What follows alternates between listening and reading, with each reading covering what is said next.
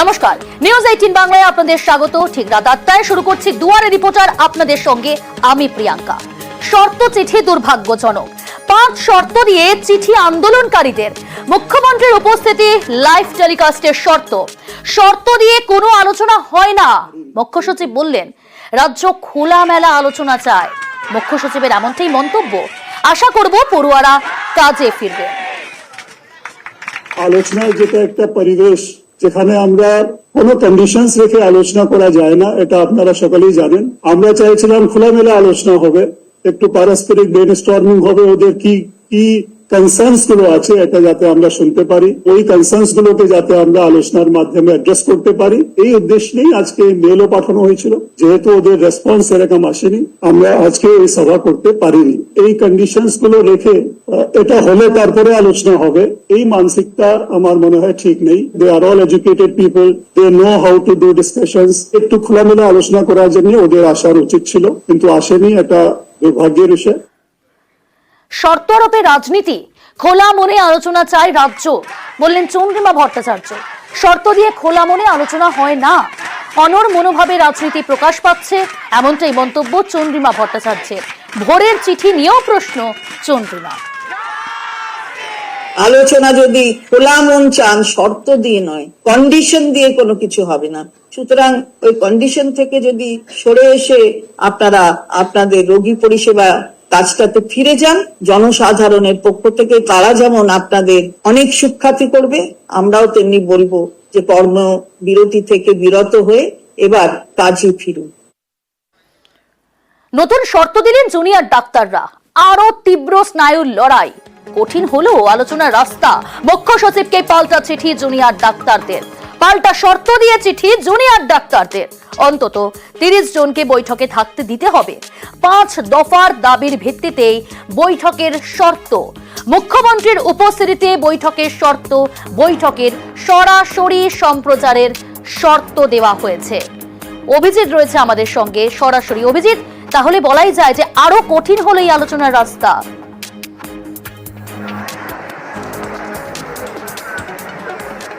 প্রিয়াঙ্কা, অবশ্যই কঠিন থেকে কঠিনতম হয়ে যাচ্ছে এই আলোচনা বা এই অচলাবস্থা কাটার রাস্তা। কারণ যে পরিস্থিতি গত 9ই আগস্ট থেকে 1 মাসের ওপর হয়ে গেল এই কর্মবিরতি এবং আন্দোলন, এবং আন্দোলনকারী জুনিয়র ডাক্তাররা তাদের পরিষ্কার বক্তব্য, তাদের যে 5 দফা দাবি, সেই দাবি না মেটা পর্যন্ত তারা এই আন্দোলন চালিয়ে যাবে। এবং গতকাল তারা স্বাস্থ্য ভবন যে অভিযান করেছিলেন, সেই অভিযানে এই 5 দফা দাবির সঙ্গে অন্যতম দাবি ছিল রাজ্যের স্বাস্থ্য সচিব নারায়ণ স্বরূপ নিগম, স্বাস্থ্য অধিকর্তা এবং স্বাস্থ্য শিক্ষা অধিকর্তা, এই 3 জনের পদত্যাগ। এবং তার পরিপ্রেক্ষিতে নবান্ন থেকে তাদের আলোচনার চিঠি এবং ইমেল, পাল্টা ছাত্রদের ইমেল, এবং আবার আজকে নবান্ন থেকে ইমেল আসে এবং তারপরে পাল্টা ছাত্ররা জানিয়ে দেয় যে তারা এই যে তাদের যে দাবিগুলো, সেই দাবিগুলো যদি পূরণ না হয়, তার সঙ্গে আরও তারা বেশ কিছু শর্ত চাপায়, সেগুলো না হলে তারা এই আলোচনায় যাবে না। ফলে বলাই যেতে পারে যে জায়গায় দাঁড়িয়ে আছে এখন দুতরফই।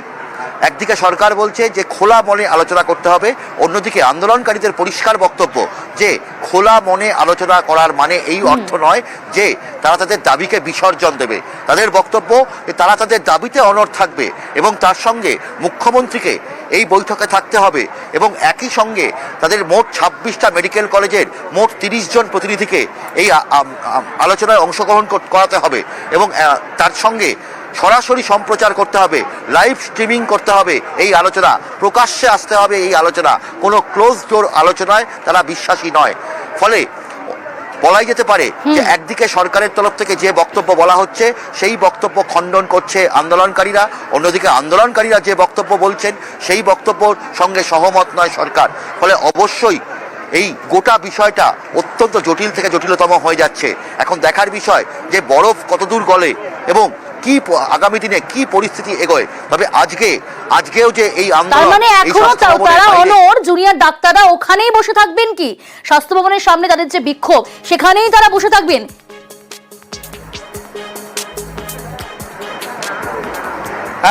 প্রিয়াঙ্কা, সেদিকেই অন্তত এগোচ্ছে যে গতকাল বিকেল থেকে সারা রাত যেভাবে তারা এই স্বাস্থ্য ভবনের সামনে সেক্টর 5-এর রাস্তার ওপর বসে অবস্থান বিক্ষোভ করেছে, সেই অবস্থান বিক্ষোভ কলেবরে আরও বেড়েছে এবং আজকে রাতেও সম্ভবত সেই অবস্থান বিক্ষোভ চলতে থাকবে এবং বিভিন্ন সময় টানা স্লোগান চলছে, গান হচ্ছে, স্প্রে পেন্টিং করা হচ্ছে, দেওয়াল লিখন হচ্ছে, তুলিতে আঁচড় কাটা হচ্ছে এবং আন্দোলনের স্পিরিট যদি বলা যেতে পারে সেই আন্দোলন তীব্র থেকে তীব্রতম হচ্ছে এবং অবশ্যই মনে করা হচ্ছে যে এই আন্দোলন হয়তো আজকে রাতেও থাকবে, তবে সেটা আলোচনা হচ্ছে।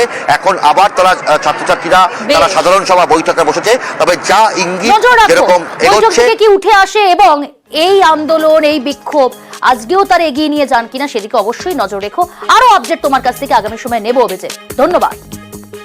যে মেলটি আমরা পেয়েছিলাম from the chief secretary state of West Bengal এবং তার উত্তরে আমরা যে মেলটি ফরওয়ার্ড রিপ্লাই করেছি সেখানে লেখা আছে যে আমরা অ্যাটলিস্ট 30 জন প্রতিনিধি এখান থেকে যাবে, তার কারণ এই আন্দোলনটা 26টা মেডিকেল কলেজ এবং আরো জনসাধারণের মধ্যে এই আন্দোলন যেহেতু ছড়িয়ে গেছে তাই 10, 12 বা 15 এই রিপ্রেজেন্টেটিভটা আমরা সহ হতে পারিনি। আরো বলেছে আমাদের যে মিটিংটা হবে সেইটি যেন লাইভ টেলিকাস্ট হয়। আমরা এখানে যে 5 দফা দাবি নিয়ে স্বাস্থ্য ভবনের সামনে শান্তিপূর্ণ অবস্থান বিক্ষোভ করছি, সেই 5 দফা দাবি নিয়েই যেন আমাদের আলোচনাটা হয় এবং এটা যেন ইনশিওর করা হয় আমাদের রাজ্যের মুখ্যমন্ত্রী যেন আমাদের মিটিংয়ে উপস্থিত থাকেন। গত 9 আগস্ট আরজি করে তরুণী চিকিৎসককে যেভাবে ধর্ষণ খুন করা হয়েছে সেই ঘটনায় সঞ্জয় রায়কে গ্রেফতার করা হয়েছে। প্রেসিডেন্সি জেলে রয়েছে সঞ্জয় রায়, আপনারা প্রত্যেকে জানেন।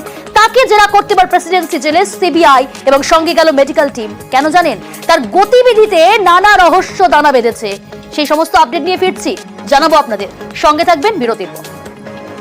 और ये धोनी की हुई जी गजब ग्रिप कैसे SRMB जैसे SRMB TMT बार की विंग ग्रिप टेक्नोलॉजी सीमेंट के साथ बनाए मजबूत पकड़। Grip is important.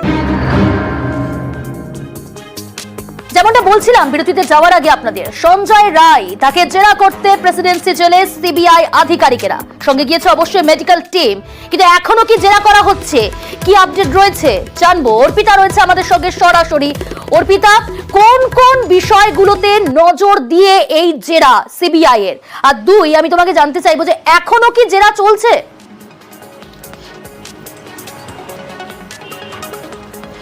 দেখো, আরজি করে নির্যাতিতাকে খুন এবং ধর্ষণের ঘটনায় এই প্রথমবার এই সঞ্জয় রায়কে জেরা করতে ইতিমধ্যেই সিবিআই টিম 5টা নাগাদ তারা আসে। 8 জনের একটি টিম এবং কেন্দ্রীয় বাহিনী, সেখানে মহিলা অফিসাররাও কিন্তু রয়েছে। এখনো অবধি কিন্তু জেরা চলছে, প্রায় 3.25 ঘন্টা সময় অতিক্রান্ত।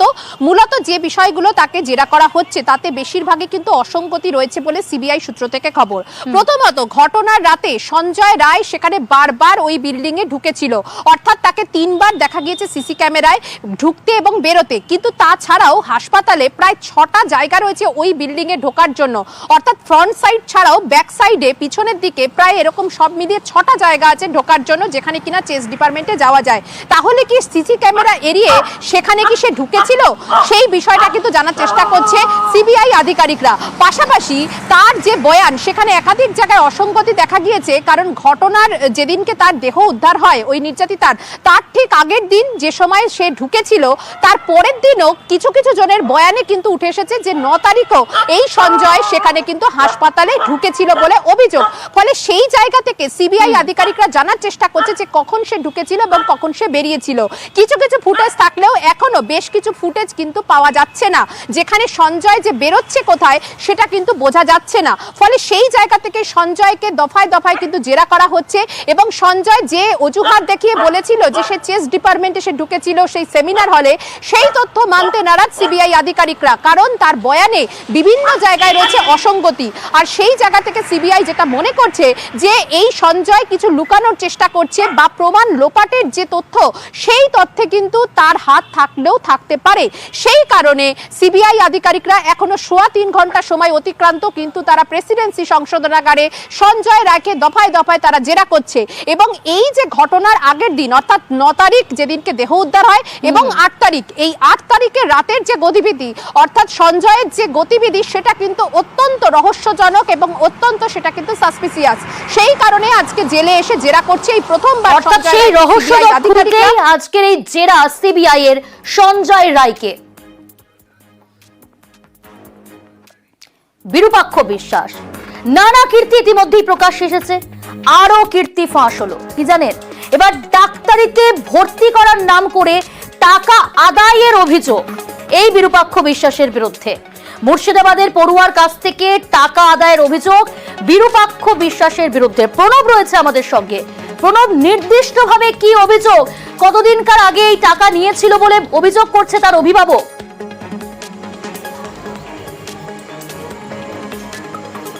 দেখো, বছর 4 আগের ঘটনা। জলঙ্গিতে বাড়ি। দিন মোহাম্মদের ছেলে দিলওয়ার হোসেন উচ্চ মাধ্যমিকে পাস করে, কিন্তু নেটে তার র্যাঙ্ক খুব খারাপ ছিল।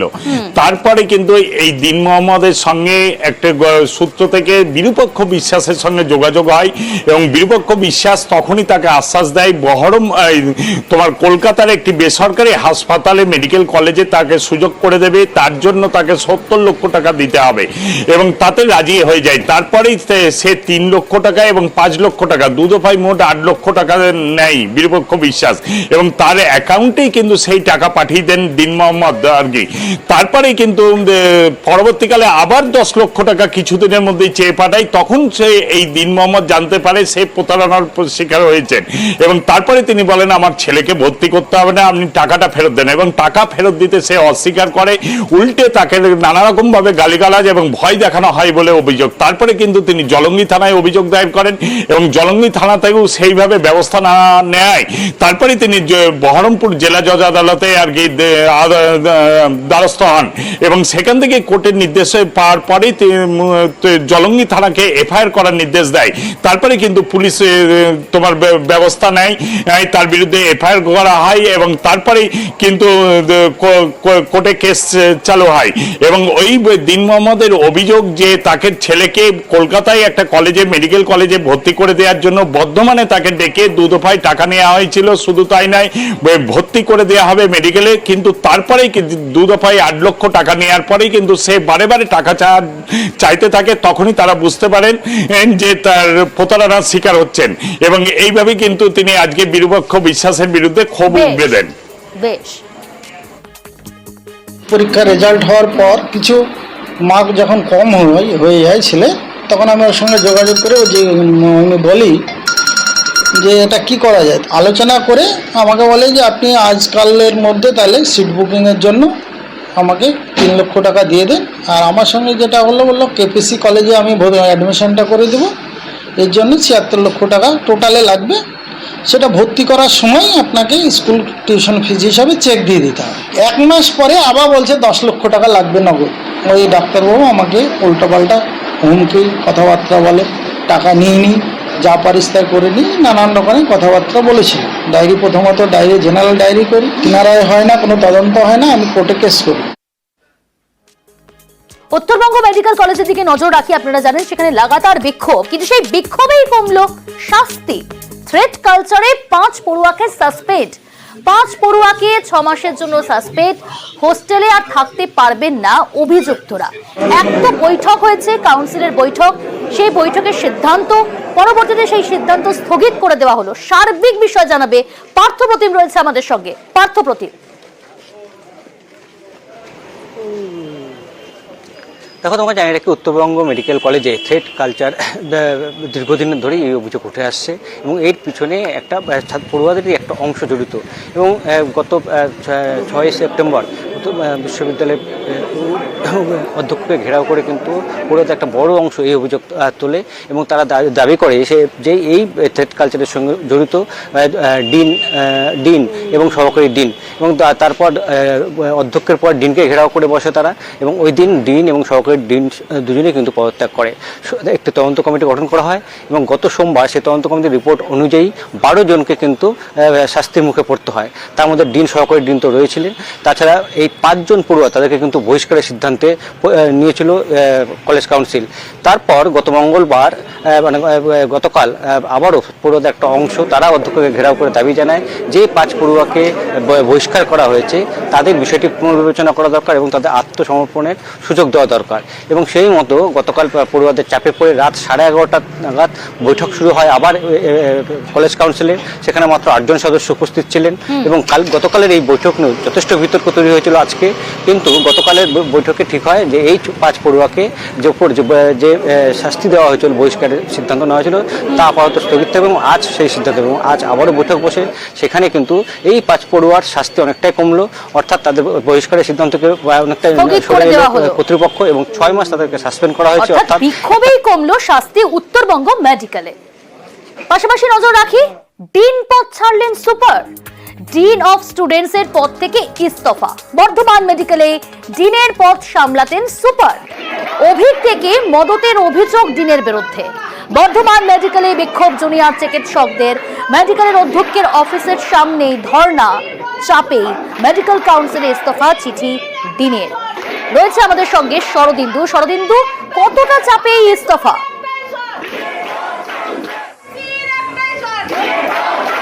দেখো, সকাল থেকেই আমরা দেখছিলাম যে একদম মেডিকেল কলেজ ঘেরাও করে আন্দোলন করছিল জুনিয়র ডাক্তাররা। তাদের একটাই দাবি ছিল যে অবিলম্বে ডিনের পদ ছাড়তে হবে সুপারকে বা এমএসভিপিকে, কারণ একসঙ্গে তিনি 2টো পদ সামলাচ্ছেন এবং তিনি যখন মেডিকেল কলেজের যে গেস্ট হাউস থেকে নানান রকম যে বেআইনি কাজকর্ম চালিয়েছে অভিক দে বিরূপাক্ষরা, যেমন অভিযোগ তাদের, সেই কাজে বলা যায় যে কর্তৃপক্ষের মদত ছিল, অথচ ডিন হিসেবে সেই দায়ভার নিতে চাইছেন না সুপার, তাই তাকে সেই পদ ছাড়তে হবে। এবং তারপরই এই যে আন্দোলন, এই যে দাবির পরিপ্রেক্ষিতে জরুরিকালীন কলেজ কাউন্সিলের বৈঠক ডাকা হয় এবং সেই বৈঠকেই বলা যায় যে একেবারে চাপের কাছে স্বীকার করে ইস্তফা তো দিয়েছেন, কিন্তু ইস্তফা পত্র কি গৃহীত হয়েছে?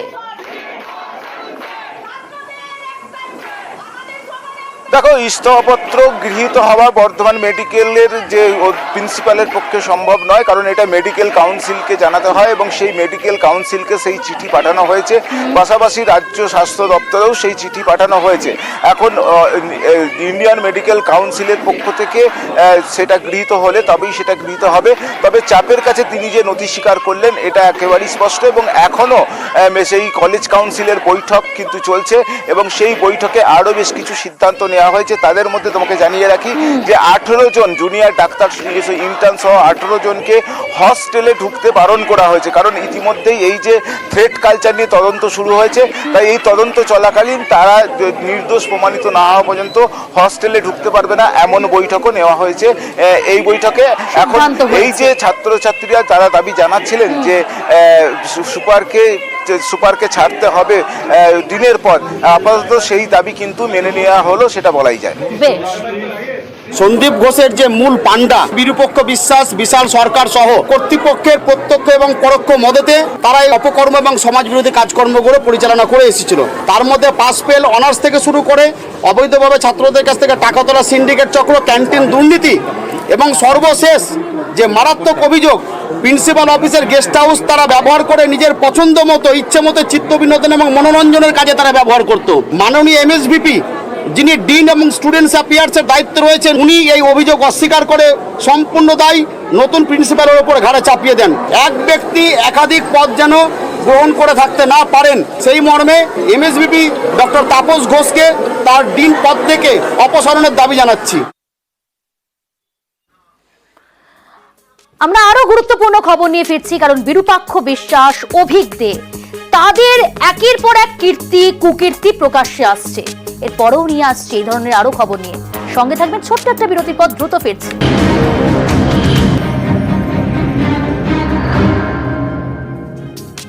একের পর এক অভিযোগে অভিযুক্ত বলা যেতে পারে অভিক দে এবং বিরূপাক্ষ বিশ্বাস। এর আগে আমরা দেখেছি থ্রেট কালচার, তাদের বিরুদ্ধে অভিযোগ। এর আগে দেখেছি দাদাগিরির অভিযোগ। আর এবার যারা অযোগ্য তাদের নম্বর বাড়িয়ে দেওয়ায় তাদের বিরুদ্ধে অভিযোগ। নম্বর বাড়িয়ে দেওয়া হতো, আর এই নম্বর বাড়ানো এবার তদন্ত কমিটি গঠন রামপুরহাট মেডিকেলের।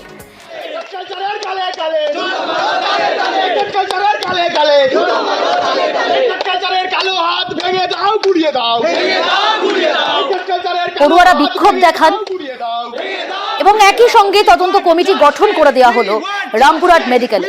আমাদের সঙ্গে রয়েছে অক্ষয়। অক্ষয়, এই কমিটিতে কারা কারা রয়েছেন, কোন কোন বিষয়গুলো তারা গুরুত্ব দিয়ে দেখছেন?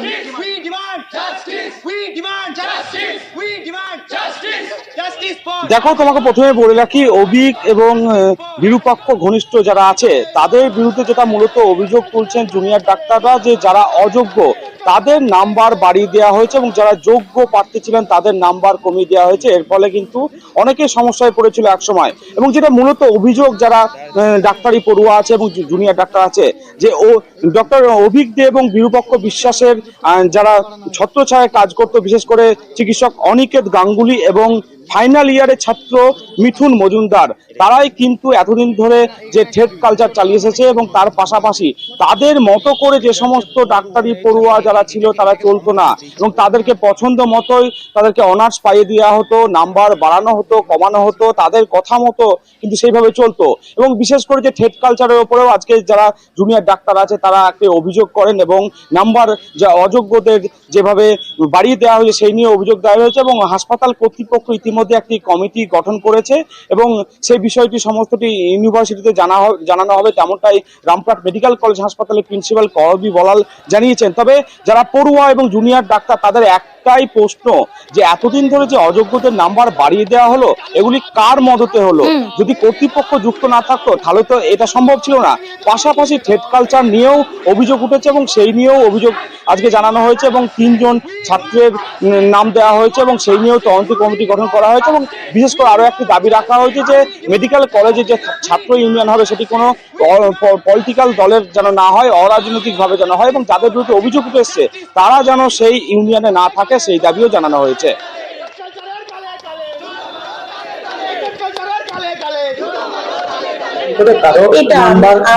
এটা আমি জানি না দাদা, যেটা আমি জানি না বা আমি কখনো বলিনি সেটা আমি ইউনিভার্সিটিতে লিখি। হোয়াইটনারের নাম্বারও দেখা যাচ্ছে যে কাটা আছে, সেটাও আপনাকে এখনো দেয়নি, দিলে আমরা ইউনিভার্সিটিতে জানি। যেমন যেমন আসছে তাদের এনকোয়ারি কমিটি হচ্ছে এবং এনকোয়ারি কমিটি যা ডিসিশন নিচ্ছে সেটাই আমরা ফলো করছি। বেশ কিছু জনের পছন্দভাজন যে ব্যক্তি, অভিক দে এবং অনিকেত গাঙ্গুলির পছন্দভাজন ব্যক্তি যারা এই কলেজে ইউনিট কালচার থ্রেট কালচারটা চালাতো, তারা গিয়ে অনার্স, তারাই শুধুমাত্র অনার্সটা পাচ্ছে এবং তাদের কিছু পছন্দভাজন ব্যক্তিদেরকে পার্টিকুলারলি অনার্সটা দেওয়া হচ্ছে এবং এক্স্যাক্টলি 150 এরকম নাম্বার দেওয়া হচ্ছে। বাকি যারা ডিজার্ভিং ক্যান্ডিডেট আমরা দেখলাম অনেক জায়গায় মুছে, অনেক জায়গায় কেটে 150 থেকে তাকে, যেহেতু সেই ইউনিট করতো না তাই আমরা দেখলাম যে 150 থেকে কেটে 148 করা হয়েছে যাতে অনার্সটা না পায়। এই ম্যানিপুলেশনটার কথাই আমরা তুলে ধরতে চেয়েছিলাম এবং আমরা অনেক জায়গায় দেখলাম যে হোয়াইটনার ইউজ করে ওটাকে মুছে ফেলে ম্যানিপুলেট করা হয়েছে। আর্জিকর আবহের মধ্যেই ফের মহিলা চিকিৎসককে হুমকি দেওয়ার অভিযোগ জলপাইগুড়ি মেডিকেল কলেজে। মাঝ রাতে পুলিশের সামনেই দেখে নেওয়ার হুমকি। মহিলার অস্বাভাবিক মৃত্যুতে ময়না তদন্ত না করতে চাপ দেওয়ার অভিযোগ। আরো বিস্তারিত জানবো, শান্তনু রয়েছে আমাদের সঙ্গে। প্রথমেই জানতে চাইবো, শান্তনু, কি ঘটনা ঘটেছে, কি অভিযোগ সামনে আসছে? এবং ইতিমধ্যেই যেমনটা জানা যাচ্ছে যে মৃত্যুতে, মানে অস্বাভাবিক মৃত্যু, সেখানে ময়না তদন্ত না করতেও চাপ দেওয়ার অভিযোগ। এই অভিযোগটা কাদের বিরুদ্ধে?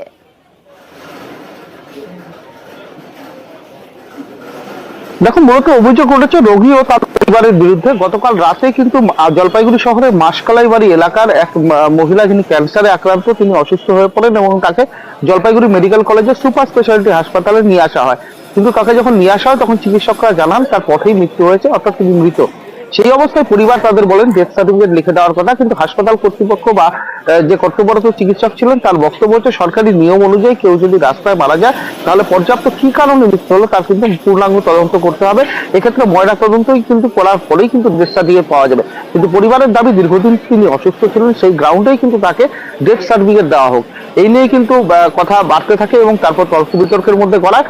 সে সময় কর্তব্যরত একজন মহিলা চিকিৎসক তাকে হুমকি দেওয়া হয় বলে অভিযোগ, তার বক্তব্য তাকে দেখে নেওয়া হবে, অর্থাৎ তিনি বাইরে থেকে জলপাইগুড়িতে মেডিকেল কলেজে চিকিৎসা করতে আসেন, অর্থাৎ আসার পথে তাকে দেখে নেওয়া হবে এমন একটা হুমকি দেওয়া হয়। রীতিমতো একটা উত্তপ্ত পরিস্থিতি তৈরি করা হয় এবং মহিলা চিকিৎসকের বক্তব্য কর্তব্যরত দুজন পুলিশ কর্মী তিনি উপস্থিত ছিলেন ঘটনাস্থলে এবং তার সামনেই কিন্তু এই হুমকিটা তাকে দেওয়া হয়েছে এবং তাতে রীতিমতন তিনি আতঙ্কিত হয়ে পড়েছেন এই ঘটনায়। সেই সময় অন্যান্য চিকিৎসকরা এগিয়ে আসেন এবং পাশেই যে ছাত্রছাত্রীদের হোস্টেল রয়েছে মেডিকেল কলেজে পড়ুয়ারা, সেই পড়ুয়ারা এগিয়ে আসেন, কোতোয়ালি থানা থেকে অতিরিক্ত পুলিশ যায় এবং সব মিলে একটা পরিবেশ তৈরি হয়, একটা উত্তপ্ত পরিবেশ। পরে পুলিশ এসে পরিস্থিতি নিয়ন্ত্রণে আনে, পরিস্থিতি স্বাভাবিক হয়।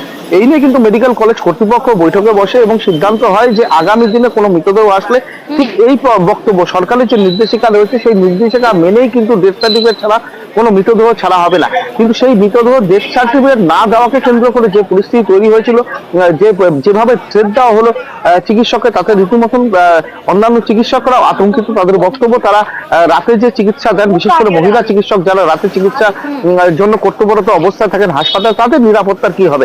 এক্ষেত্রে পুলিশ প্রশাসন যেটা জানিয়েছেন যে আরজি করা ঘটনার পর এমনিতেই বিভিন্ন মেডিকেল কলেজ এবং হাসপাতালগুলোতে নিরাপত্তা বাড়ানো হয়েছে, সেক্ষেত্রে আরো পর্যাপ্ত করা হবে নিরাপত্তা এবং নিরাপত্তার যাতে ব্যবস্থা আরো আঁটসাঁট করা যায় সেদিকেই নজর দেওয়া হচ্ছে মেডিকেল কলেজ কর্তৃপক্ষ। তাদের যে নিরাপত্তার দিকে যাতে আরো নজর দেওয়া হয় সেই দাবিও তোলা হচ্ছে। বেশ, অনেক ধন্যবাদ তোমাকে।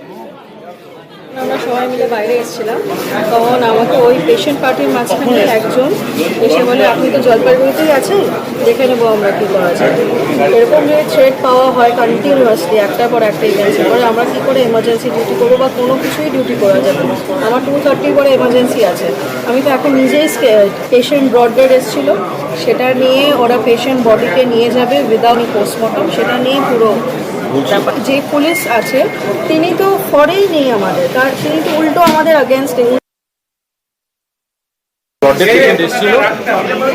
ওনারা প্রথমে বলছে পিএম করবে না, তারপর কিছু একটা বাজে কমেন্ট পাস করেছে, পার্টি ডাক্তারকে থ্রেট করেছে, এই নিয়ে গন্ডগোলটা হয়েছে। তারপর পুলিশ প্রথম দিকে আসেনি, পুলিশ অনেকক্ষণ বাদে এসেছে। প্রথম দিকে তো ডাক্তারদের উপরে খুবই থ্রেট করা হয়েছে, এসে এখন আমরা এফআইআর লঞ্চ করছি, কালকে আমরা বসবো এই ব্যাপারটা নিয়ে। ডেড বডি নিয়ে গেছে, ওরা নিয়ে গেছে পরের দিকে, যখন ঝামেলা করার পর হাতে পায়ে ধরেছে তারপর ওরা নিয়ে গেছে, কিন্তু ঝামেলা অলরেডি তখন হয়ে গেছে। কোন্নগর, রিষড়া, হরিপালের পর এবার দেগঙ্গা, ফের বিনা চিকিৎসায় রোগী মৃত্যুর অভিযোগ। জুনিয়র ডাক্তারদের কর্মবিরতি আর কর্মবিরতির জেরে চিকিৎসা না পাওয়ার অভিযোগ। এবার দেগঙ্গায় যুবকের মৃত্যুতে ক্ষোভ। জিয়াউল রয়েছে আমাদের সঙ্গে। জিয়াউল, পরিবারের তরফ থেকে কি অভিযোগ করা হচ্ছে এবং হাসপাতালের তরফ থেকেই বা কি জানানো হলো, কি কারণে মৃত্যু? দেখো, একদম দেগঙ্গার গাঙ্গাটিয়ার বাসিন্দা শরীফুল ইসলাম, তিনি তার স্ত্রী অসুস্থ, শ্বশুর বাড়ি থেকে দেখে বাড়ি ফিরছিল, হঠাৎই তার একটি বাইকের সঙ্গে লরির মুখোমুখি সংঘর্ষ হয় এবং আশঙ্কাজনক অবস্থায়, রক্তাক্ত অবস্থায় সেখান থেকে বারাসাত জেলা হাসপাতালে নিয়ে আসে। অবস্থার অবনতি হলে তারপরে কলকাতার একাধিক হাসপাতালে তারা নিয়ে যান, অর্থাৎ রেফার করা হয়েছিল মেডিকেল কলেজে, কিন্তু সেখানে বলা হয় প্রায় ঘন্টা চারেক ফেলে রাখার পরেও কোনো ট্রিটমেন্ট হয়নি এবং সেখান থেকে বাধ্য হয়ে রোগীর পরিবার, অর্থাৎ শরীফুলের পরিবার সেখান থেকে পিজি হাসপাতাল, আরজিকর সহ একাধিক সরকারি নামজাদা হাসপাতালে নিয়ে যান। কিন্তু সব জায়গায় বলা হয় যে জুনিয়র ডাক্তারদের কর্মবিরতি চলছে, কোথাও বলছে যে বেড নেই, কোথাও বলছে ডাক্তার পাওয়া যাবে না। ফলে তারা রাতভর সেখানে বিভিন্ন হাসপাতালে ওই আশঙ্কাজনক অবস্থায় শরীফুলকে নিয়ে ঘোরাঘুরি করার পর সেখান থেকে আবার যখন কোনো জায়গায় ভর্তি হচ্ছে না, সেখান থেকে বারাসাতের একটি বেসরকারি নার্সিংহোমে সেখানে নিয়ে আসে, কিন্তু সেখানেও বাঁচানো গেল না। অর্থাৎ এই যে রাতভর সেখানে ঘোরা, ফলে আস্তে আস্তে অবনতি হয়েছে, তারপরেই একেবারে নিয়ে আসা হয়, কিন্তু এখানেও শেষে সেখানে মৃত্যু হয়। এরপরেই পরিবার অভিযোগ করছে যে শুধুমাত্র একটা অ্যাক্সিডেন্ট, মাথায় ইনজুরি হয়েছিল, তারপরেই একেবারে বিভিন্ন হাসপাতালে নিয়ে যাওয়া হয়েছে, কিন্তু কোনো জায়গায় কোনো চিকিৎসা হয়নি। শুধুমাত্র বলা হয়েছে যে জুনিয়র ডাক্তারদের কর্মবিরতি চলছে, তার জন্যই পেশেন্ট দেখা যাবেন না। ফলে পরিবার এখানে অভিযোগ করছে একজন এই চিকিৎসকের মৃত্যুর পরে এই জনে জনে তারা যাচ্ছেন, অসুস্থ মানুষ যাচ্ছেন, কিন্তু কোনো চিকিৎসাই হচ্ছে না। ফলে তারা গাফিলতির অভিযোগ তুললেন সরকারি হাসপাতালের বিরুদ্ধে, এবং তারা এটাও জানালেন যে সরকারি হাসপাতালে বারংবার হাতে পায়ে পড়েও কোনো চিকিৎসা হয়নি। ফলে তারা বাধ্য হয়ে বারাসতে একটি বেসরকারি হাসপাতালের দায়িত্ব নেয়, এবং সেখানেও বিনা চিকিৎসায় মৃত্যু হয়েছে, এমনটাও তার পরিবারের অভিযোগ। ফলে তারা ভেঙে পড়েছেন, তার কারণ একমাত্র রোজগেরে এই শফিকুল ইসলাম। ফলে বারংবার বিভিন্ন হাসপাতালে হাতে পায়ে পড়েও কোনো কাজ হয়নি। ফলে তারা একটা নির্দিষ্ট যেটা অভিযোগ করছেন যে শুধুমাত্র গাফিলতির কারণেই শফিকুলের মৃত্যু হচ্ছে, এমনটা জানালেন পরিবারের পক্ষ থেকে। বেশ, মেডিকেল কলেজে গিয়েছি, মেডিকেল কলেজে আমি বেড ট্রলি পর্যন্ত দেইনি, অ্যাম্বুলেন্সের ট্রলি ধরে ওইদিকে এমার্জেন্সিতে নিয়ে গেলাম। নিয়ে গিয়ে এমার্জেন্সিতে যে ডাক্তার আছে ডাক্তার কাছে গেলাম, ডাক্তার বললো যে এখন ধর্মঘট চলছে, রুগী একটা ভর্তি হবে না। ওখান থেকে আমি তারপর পিজিতে নিয়ে গেলাম, পিজিতে গিয়ে 2 ঘন্টা ঘুরেছি, ওদের একই কথা যে বেড নেই। আরজি কলেরই দোষে এই জিনিসগুলো ঘটছে, সাধারণ গরিব মানুষ মরছে, একটা মরেছে, যে দোষ করেছে সে সাজা পাক, আমরাও চাই, কিন্তু ওই একটা প্রাণের জন্য হাজার হাজার গরিব মানুষ বিনা চিকিৎসায় মারা যাচ্ছে। বারাসাত হসপিটাল তাকে রেফার করেছিল। পরের দিন ওদের থেকে যেটা শুনলাম যে সারা রাত পুরো অ্যাম্বুলেন্স নিয়ে সমস্ত আমাদের মেডিকেল কলেজগুলোতে ওরা ঘুরেছেন, পেশেন্ট ভর্তি নিতে পারবো না। তো সত্যি খুব মানে প্যাথেটিক ব্যাপার যে একটা বিচার, জাস্টিস আমরা সবাই চাইছি, কিন্তু সেই একটা মানে প্রাণের বিনিময়ে আরও কত প্রাণ যাবে আমরা জানি না।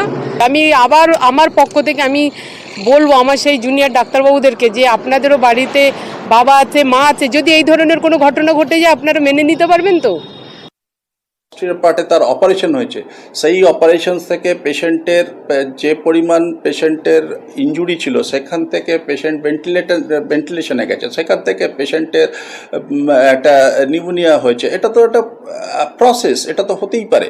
তো সেই ক্ষেত্রে পেশেন্টের তো ট্রিটমেন্টটা ডাকবে, তাদেরকে আমাদের যে প্যাকেজ আছে সেটা, সেই প্যাকেজটা দিয়ে তো আমাদের বলাই হয়েছে, সেটা তো ওনারা এগ্রি করেছিলেন। ডাক্তারদের কর্মবিরতির জেরে চূড়ান্ত ভোগান্তির শিকার হতে হচ্ছে রোগীর পরিজনদের। বাঁকুড়া সম্মিলনী মেডিকেল কলেজ, সেখানে চিকিৎসা পরিষেবা না পেয়ে ফিরে যাচ্ছেন রোগীরা। বিপাকে রোগীর পরিজনরাও। জুনিয়র ডাক্তারদের কর্মবিরতির মধ্যেই হাসপাতালে চিকিৎসা পরিষেবা স্বাভাবিক রাখতে তৎপর সিনিয়র চিকিৎসকরা। আউটডোর জরুরি বিভাগে চিকিৎসা পরিষেবা জারি রয়েছে। প্রিয়ব্রত রয়েছে আমাদের সঙ্গে। প্রিয়ব্রত, বাঁকুড়া সম্মিলনী মেডিকেল কলেজ, যেখানে আমরা দেখেছি যে জুনিয়র চিকিৎসকরা কর্মবিরতি চালিয়ে যাচ্ছেন, কিন্তু সিনিয়র ডাক্তার যারা রয়েছেন, সিনিয়র চিকিৎসকরা তারা পরিষেবা স্বাভাবিক রাখতে জরুরি বিভাগ, আউটডোর এগুলো পরিষেবা দিচ্ছেন, কিন্তু রোগীর পরিজনরা নির্দিষ্টভাবে কি অভিযোগ সামনে আনছেন, কি বলছেন তারা কি সত্যি কোনো পরিষেবা পাচ্ছেন না?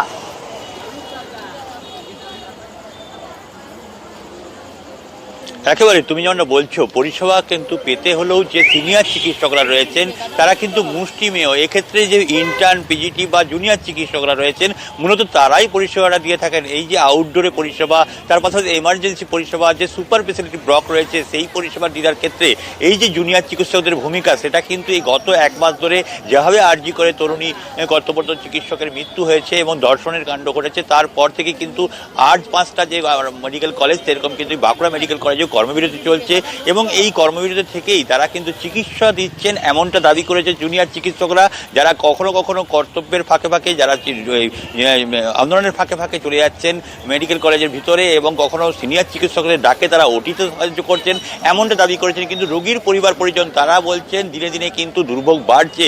কারণ বাঁকুড়ার অন্দা এলাকার যে খামারবেড়িয়া গ্রাম, সেখান থেকে এসছেন অর্চনা মুখার্জি, তিনি শ্বাসজনিত সমস্যা নিয়ে ভর্তি হয়েছেন। কেউ আবার নিকুঞ্জপুর এলাকা এলাকা থেকে এসছেন, সেই এলাকার মানুষ সেখানে হার্টের সমস্যা নিয়ে এসছেন, তারা কিন্তু প্রায় কেউ 18 দিন কেউ 20 দিন ভর্তি রয়েছেন। প্রায় বলা চলে যে প্রাথমিক চিকিৎসা যেটা দেওয়ার সেটা দেওয়া হয়েছে, স্যালাইন দেওয়া হয়েছে, কিন্তু সিনিয়র চিকিৎসকরা এখনও তাদের দেখা পায়নি। কখনো কখনো গেলেও চিকিৎসকরা সেভাবে পরিষেবা পেয়েছে না, এমনটাই অভিযোগ করা হচ্ছে। বারে বারে তারা আবেদন করছেন জুনিয়র চিকিৎসকদের কাছে, তারা যেন চিকিৎসা পরিষেবাটা অন্তত দূর দূরান্ত থেকে গরিব মানুষ যারা বাঁকুড়া সম্মিলনী মেডিকেল কলেজ হাসপাতালে আসেন তাদের অন্তত চিকিৎসা পরিষেবা দেন, এমনটা আবেদন তারা রাখছেন। তার পাশাপাশি তারা কিন্তু কর্মবিরতি যেমনভাবে চালিয়ে যাচ্ছেন সেটাকে সমর্থন করেছেন বাঁকুড়া সম্মিলনী মেডিকেল কলেজ হাসপাতালে আসা রোগী এবং রোগীর আত্মীয়রা। ডাক্তাররা আমরা এমার্জেন্সি ডিউটি মোটামুটিভাবে শুরু করে দিয়েছি। সেই ডিউটির মধ্যে অবশ্যই সিনিয়র চিকিৎসকদের সাহায্য করাটা একান্তভাবেই মানে যেটা করে এসেছি, আমরা সিনিয়র ডাক্তারদের সাহায্য করে এসেছি, এখনও সেই অবস্থাটাই চলেছে। তারা ধর্নাতেও এসে বসছেন, সঙ্গে সঙ্গে তারা এমার্জেন্সি ডিউটিও প্রদান করছেন। তাই পরিষেবা যে ব্যাহত হচ্ছে সেই কথা আমরা একদমই বলতে পারবো না। হার্টে শ্বাসকষ্ট থেকে এসে পরে আপনি এখানেও ট্রিটমেন্টই পাচ্ছে না, শুধু স্যালাইন আর ইঞ্জেকশন, ডাক্তার নেই তো, শুধু হাউস টেপে একটা দুটো হাউস টেপে কত চালাবে, ওদের যে অবস্থা ওদের কিচ্ছু করার উপায় নেই। আজ পর্যন্ত কোনো রাউন্ড দেয়নি। আমরা গরিব মানুষ তো আশা নিয়ে আসি এই সরকারি গভর্নমেন্ট হসপিটালে যাতে সুচিকিৎসা আমরা পাই, কিন্তু আমরা খুবই মর্মাহত এবং আশাহত চিকিৎসা না পেয়ে। বিনা চিকিৎসায় রোগী মৃত্যু, অন্তঃসত্ত্বার মৃত্যু হয়েছে কান্দি হাসপাতালে, এমনটাই অভিযোগ পরিবারের তরফ থেকে। শুধু তাই নয়, তারা বিক্ষোভও দেখান সেখানে সেই হাসপাতালের সামনে। প্রণব রয়েছে আমাদের সঙ্গে। প্রণব, কি অভিযোগ, কবে ভর্তি হয়েছিলেন তিনি, কি কারণে মৃত্যু হয়েছে?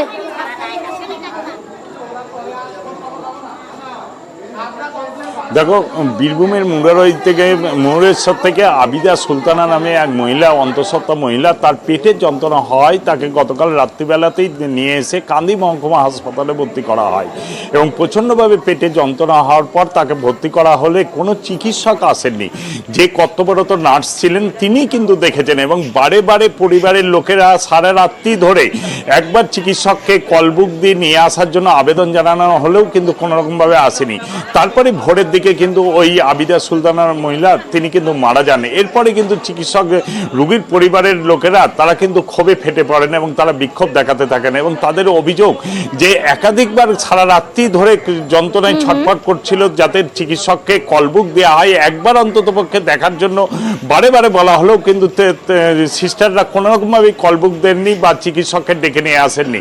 তার ফলে বেঘরেই কিন্তু প্রাণ হারালো এই আবিদা সুলতানা এবং তারপরে তারা কিন্তু বিক্ষোভে ফেটে পড়েন এবং পুলিশ এসে, কান্দি মহকুমার থানার পুলিশ এসে তারা এসে পরিস্থিতি সামাল দেন এবং জেলা স্বাস্থ্য আধিকারিক বলেছেন বিষয়টি তদন্ত করে দেখা হবে, যদি সত্যিকারে কারো কোনো অভিযোগ থাকে তাহলে তাদের বিরুদ্ধে ব্যবস্থা নেওয়া হবে বলে কিন্তু জেলা স্বাস্থ্য আধিকারিক জানিয়েছেন।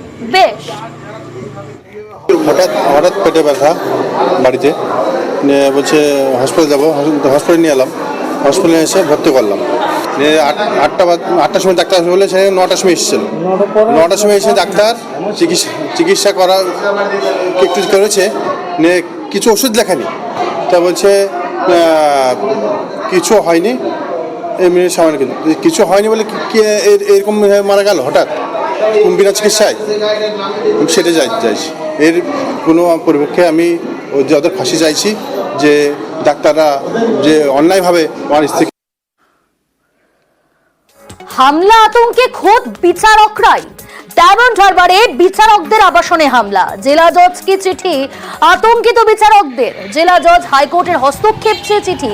শুধু তাই নয়, পুলিশের ভূমিকা নিয়েও তারা ক্ষোভ উগরে দিয়েছেন। আতঙ্কে রয়েছেন বিচারকরা, হস্তক্ষেপ চাইছেন প্রধান বিচারপতি, নিরাপত্তা সুনিশ্চিত করতে হবে এই দাবিও তারা তুলেছেন এবং একই সঙ্গে পুলিশের পদক্ষেপ নিয়েও প্রশ্ন তুলেছেন। সার্বিকভাবে জানাবে আমাদের সঙ্গে রয়েছে অমিত। অমিত, এক হচ্ছে পুলিশের পদক্ষেপ নিয়ে প্রশ্ন তুলেছেন তারা, 2 হচ্ছে প্রধান বিচারপতির হস্তক্ষেপ চেয়েছেন। সব মিলিয়ে তাদের নিরাপত্তা সুনিশ্চিত করতে কি কি করা হলো, কি কি পদক্ষেপ নেওয়া হলো? প্রথমেই জানিয়ে রাখবো 9 তারিখ রাত্রি 1:10 যে ঘটনা ডায়মন্ড হারবারে বিচারকদের যে আবাসন, সেই আবাসনের গেটের বাইরে এক ব্যক্তিকে মুখ ঢেকে গেট ঢাকানো এবং ভেতরে ঢোকার চেষ্টা করার যে ঘটনা ঘটেছিল, হিরণময় গায়েন নামে ওই ব্যক্তিকে গ্রেপ্তার করা হয়েছে ইতিমধ্যে। এবং একই সঙ্গে এই ঘটনায় একজন পুলিশ কর্মীর নাম জড়িয়েছে এবং তাকে ইতিমধ্যেই ক্লোজ করা হয়েছে এবং তাকে 7 দিন সময় দেওয়া হয়েছে এবং তার বিরুদ্ধে বিভাগীয় তদন্ত কিন্তু শুরু করে দেওয়া হয়েছে যে কেন অভিযুক্তের সঙ্গে তার একটি যোগসূত্র পাওয়া যাচ্ছে সেই বিষয়ে তাকে জবাবদিহি করতে হবে ঊর্ধ্বতন কর্তৃপক্ষকে। এবং বিচারকদের আবাসনের এই যে হামলা চালানোর মতো যে ঘটনা ঘটেছিল, সেক্ষেত্রে দক্ষিণ 24 পরগনার জেলা জাজকে জাজের কাছে চিঠি লেখা হয়েছিল বিচারকদের তরফে, সেই চিঠি কিন্তু ফরওয়ার্ড করা হয়েছিল কলকাতা হাইকোর্টে এবং একই সঙ্গে এসপিকে বিষয়টি জানানো। এরপরই আজকে সেখানে নিরাপত্তা বাড়ানো হয়েছে, মেটাল ডিটেক্টর বসানো হয়েছে, এমনকি ক্লোজ সার্কিট ক্যামেরায় নজরদারি বাড়ানো হচ্ছে এবং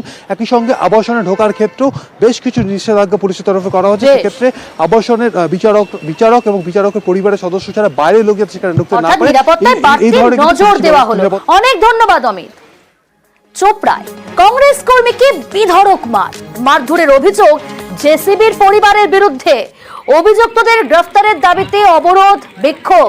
তাজিমুল ওরফে জেসিবির 4 ভাইয়ের বিরুদ্ধে থানায় অভিযোগ দায়ের। প্রতিনিধি চঞ্চল রয়েছে। চঞ্চল, জেসিবির পরিবারের বিরুদ্ধে কি অভিযোগ, কি ঘটনা ঘটেছে?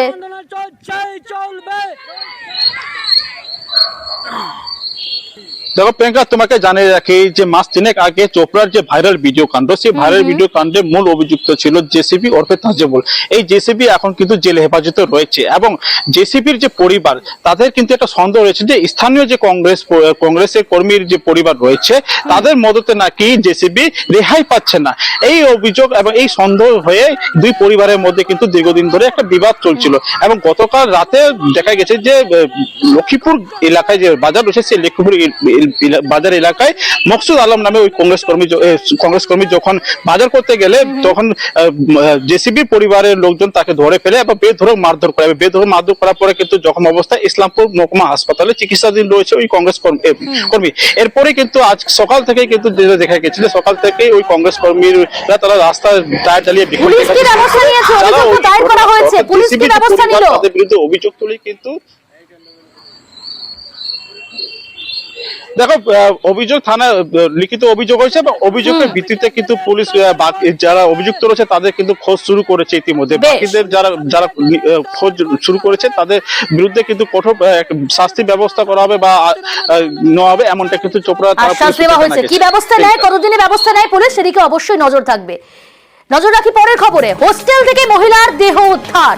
মহিলার অর্ধদগ্ধ দেহ উদ্ধারে চাঞ্চল্য ছড়িয়েছে। কোথায় না আসানসোল, সেখানে দীপক রয়েছে আমাদের সঙ্গে। দীপক, হোস্টেল থেকে মহিলার অর্ধদগ্ধ দেহ উদ্ধার, পুলিশ সূত্রে কি জানতে পারছো, কি পরিচয় ওই মহিলার?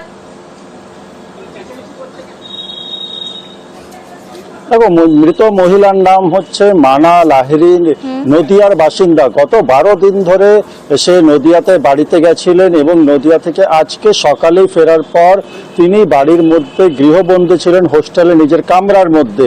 এরপরে সন্ধ্যাবেলায় হঠাৎই বিকট একটি শব্দ পায় এলাকাবাসী। এরপরই পুলিশকে খবর দেওয়া হলে পুলিশ সে ঘর খুলে দেখে কি সেই মহিলা অর্ধদগ্ধ অবস্থায় মৃত অবস্থায় পড়ে রয়েছে।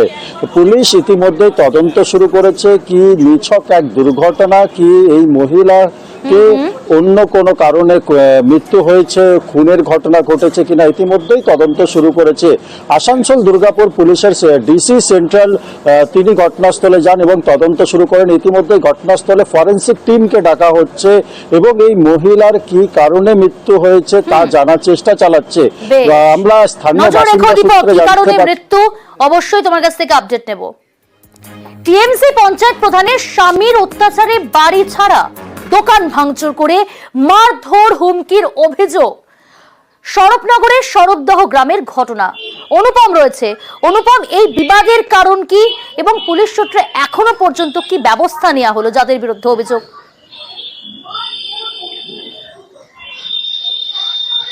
হ্যাঁ দেখো প্রিয়াঙ্কা, এই যে স্বরূপনগরের স্বরূপদহ গ্রামে এখানে এমদাদ হোসেন এবং সাদ্দাত হোসেন এরা দুই ভাই, তাদের জমি সংক্রান্ত বিবাদের একটা গন্ডগোল চলছিল বহুদিন ধরে, এবং সেই বিবাদ কিন্তু আদালত পর্যন্ত পৌঁছায়। আদালতে কিন্তু সেটা বিচারাধীন ছিল, এবং এরপরেই কিন্তু এই যে এই এমদাদ হোসেনের ভাই যে সাদ্দাত হোসেন, সে সেখানকার যে পঞ্চায়েতের প্রধান, সেই পঞ্চায়েত প্রধানের স্বামী হুমায়ুন কবির, সেই হুমায়ুন কবিরের খুব ঘনিষ্ঠ। সেই জন্য হুমায়ুন কবিরের লোকজন এবং হুমায়ুন কবিরকে সঙ্গে করে নিয়ে গত রাতে তার এই যে এমদাদ হোসেনের বাড়িতে এসে হামলা চালায় এবং তার দুটো দোকান ভাঙচুর করে, তাদেরকে বেধড়ক মারধর করে, এমনকি খুনের পর্যন্ত হুমকি দিয়েছে বলেও কিন্তু অভিযোগ। এরপর তারা কিন্তু প্রাণ ভয়ে বাড়ি ছেড়ে কিন্তু তারা প্রায় বহু দূরে তারা একটা নিরাপদ আশ্রয় আত্মগোপন করে রয়েছে, এবং স্বরূপনগর থানায় কিন্তু অভিযোগ দেওয়া রয়েছে। অভিযোগের ভিত্তিতে সাদ্দাত হোসেন গ্রেপ্তার হয়েছে, কিন্তু যার এই সাদ্দাত হোসেন সহ এই যে হুমায়ুন কবির যে প্রধানের স্বামী, তার বিরুদ্ধে কিন্তু অভিযোগ ছিল, কিন্তু এই হুমায়ুন কবির কিন্তু এখনো কিন্তু গ্রেপ্তার হয়নি।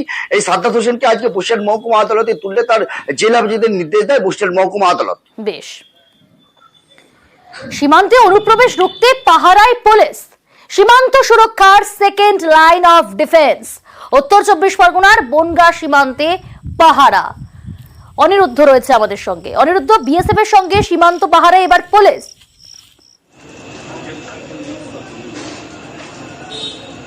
একদমই তোমাকে জানিয়ে রাখি যে বনগাঁ পুলিশ জেলার মধ্যে ভারত বাংলাদেশের যে সীমান্ত রয়েছে প্রায় 98 কিলোমিটারেরও বেশি সীমান্ত রয়েছে, এবং সেই সীমান্তের বেশিরভাগ জায়গাতেই কাঁটাতার রয়েছে, কিন্তু অনেক জায়গাতেই কাঁটাতার নেই, এবং সেই জায়গাগুলোকেই সাধারণত চোরা কারবারিরা টার্গেট করে থাকে। সেই জায়গা দিয়ে চোরা পাচার হয় এবং অনুপ্রবেশ ঘটে। সেই কারণেই পুলিশের তরফ থেকে একটি নিরাপত্তা বলয় তৈরি করা হয়েছে সীমান্তে। বিএসএফ এর পাশাপাশি পুলিশও পাহারা দিচ্ছে, এবং দিন রাত পাহারা দিচ্ছে পুলিশ, কারণ এই ধরনের চোরা কারবারিরা যেন কোনো রকম ভারত থেকে বাংলাদেশে পাচার না করতে পারে, বা বাংলাদেশ থেকে ভারতে কোনো কিছু পাচার না করতে পারে, এবং অনুপ্রবেশ যাতে না ঘটে, সেই কারণে সতর্ক হয়েছে বনগাঁ পুলিশ জেলার পক্ষ থেকে। এবং ইতিমধ্যেই এই কাজের যে ফল সেটা পেয়েছে। লাস্ট এক সপ্তাহে 15 জন মতন অনুপ্রবেশকারী তারা আটক করেছে। আগে এই সংখ্যাটা অনেক বেশি ছিল বলেও পুলিশ সূত্রে খবর, এবং এই ঘটনায় যথেষ্ট বিএসএফ এর সঙ্গে পাহারায় পুলিশও। দুয়ারে রিপোর্টার এই পর্যন্ত। এরপর